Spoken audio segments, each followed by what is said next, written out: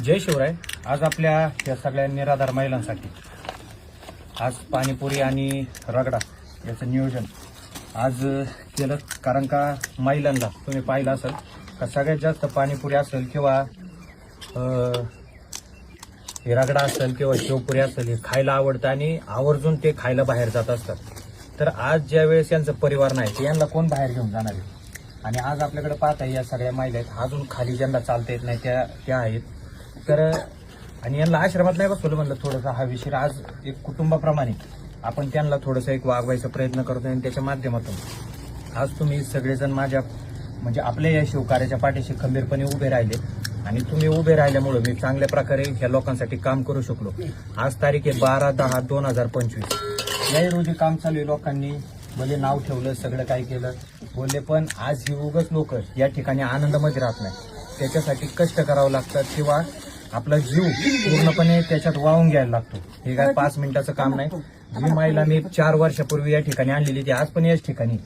तर सांगायचे आहे की आपण या लोकांना जास्त काही देऊ शकत नाही, पण एक आनंद नक्कीच देऊ शकतो. आणि त्याच्या बदल्यामध्ये त्यांच्याकडून आपल्याला काय भेटणार आहे तर जो आशीर्वाद किंवा जो आनंद आपण किती पैसे दिले तरी विकत घेऊ शकत नाही तो ते आपल्याला देतात. आणि आज तुम्ही शहरातले लोक पाहिले असेल पैसा कमावतात आणि एक दिवस म्हणजे आपलं काय 2 नंबरचं काय असेल पैसे असतील कुठं काय असेल तर ते दान करून त्यांना असं वाटतं की आपल्याला पुण्य भेटेल म्हणून ते दान करत असतात.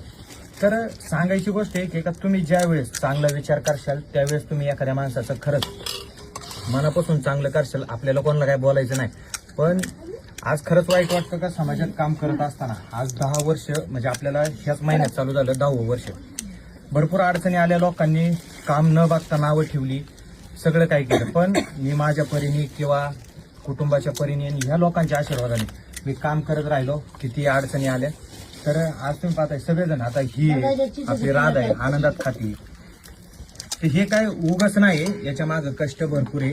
किराणा असेल, त्याच्यानंतर हॉस्पिटल असेल किंवा बाकीच्या गोष्टी असतील, या सगळ्या करावं लागतात. त्याच्यामध्ये नुसतं आणून ठेवून चालत नाही. शिंगेकडे दाखव रे, शिंगे इकडे बघ. ही 3 दिवसाची होती तेव्हा आपण आश्रमात आणली होती.